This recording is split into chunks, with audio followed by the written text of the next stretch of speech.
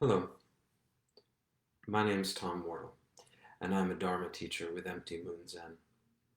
Today I'm going to talk about Engaged Buddhism, that is, how we can carry our practice into the world skillfully. In particular, I want to talk about how we engage the precepts in our lives. The precepts of Buddhism can easily be misunderstood as rules or guidelines for living a good life. But I found it much more useful to think of them as a set of tools to examine and illuminate how I live mine. When I read the precepts, I try not to think about them as a list of do's and don'ts, but rather as reminders to pay attention to different aspects of how I move in the world. They draw my attention to these complex and sensitive areas where there are simultaneously opportunities for great good or great harm. They remind me to act with care in a world in which it is all too easy to rush about, focused on my own priorities, privileging my needs above those of others. As we embrace the precepts in our own lives, we often have powerful experiences of their benefits to ourselves and to others. It can become easy to imagine that the world would be a better place if everyone followed these guidelines.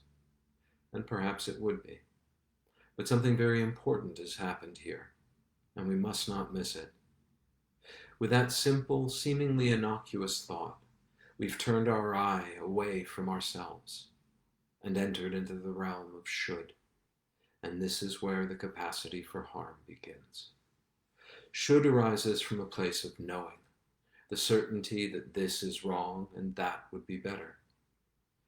I have these thoughts often, shoulding all over myself and everyone else, and when I find myself doing this, I always ask, am I really so sure I know what would be better?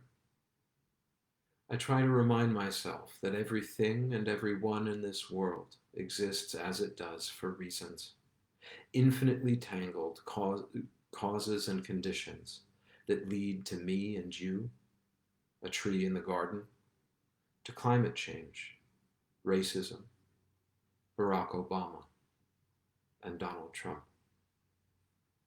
The 10 precepts arise as specific manifestations of the 3 pure precepts to cease from evil, practice good, and save the many beings.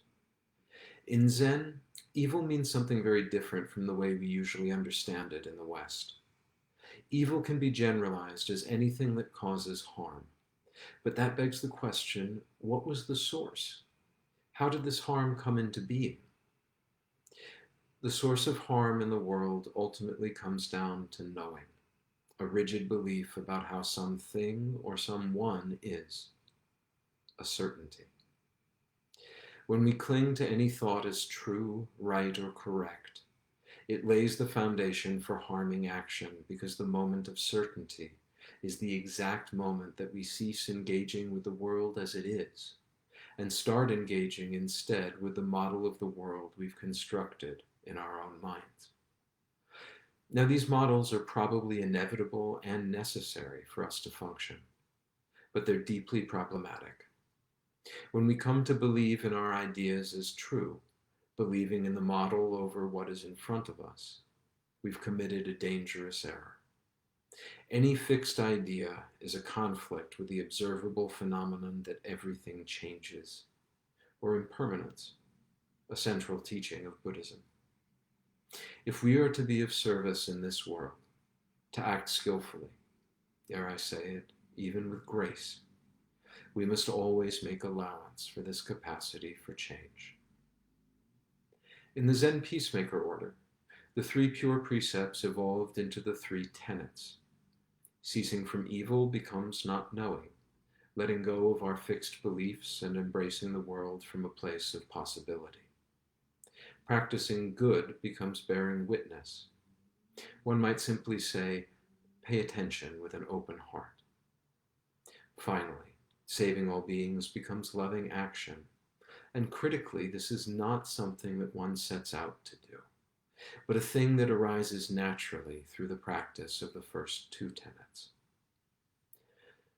Whenever we start believing our thoughts, we're in dangerous territory. A belief that someone else is wrong can very quickly lead to a belief that that person is somehow bad or evil. This horrible transmutation is something we see throughout the political rhetoric in this country, the vilification and condemnation of those with whom we disagree. While we may be correct in our observation that someone else's beliefs or actions cause harm, what we believe about the person behind those actions shapes how we engage them. If we begin to think of them as wicked, we might find ourselves making exceptions to our usual rules of conduct, speaking cruelly and acting maliciously, even violently. One of my great heroes is Daryl Davis. Daryl is a black man who has helped convince over 200 people to leave the Ku Klux Klan, and the way he's done this is absolutely extraordinary. He befriended them. Daryl has spent years seeking out Klan members and asking them one simple question: how can you hate me if you don't even know me? What follows this question is always an invitation to spend time, to talk, to listen. And for those who accept, it works. Daryl doesn't set out to change their minds. He just seeks out encounter and engagement, and he's brave enough to listen to them.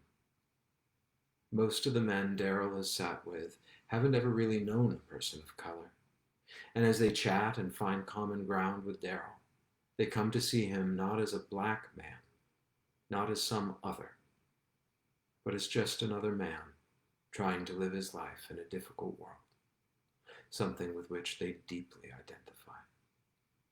As the cognitive dissonance between their beliefs and their lived experience with Daryl grows, their racist ideology crumbles and a door opens. I sincerely believe that Daryl Davis should win a Nobel Peace Prize, and whether or not he knows it, he practices the 3 tenets and the 3 pure precepts in a way that is brave, beautiful, and inspiring.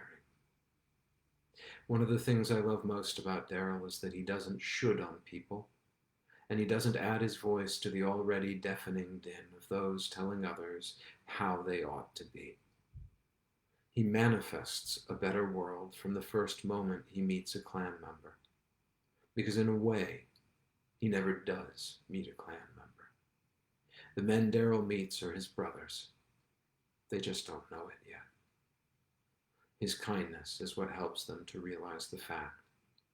And with that, another wound in this world of ours begins to heal.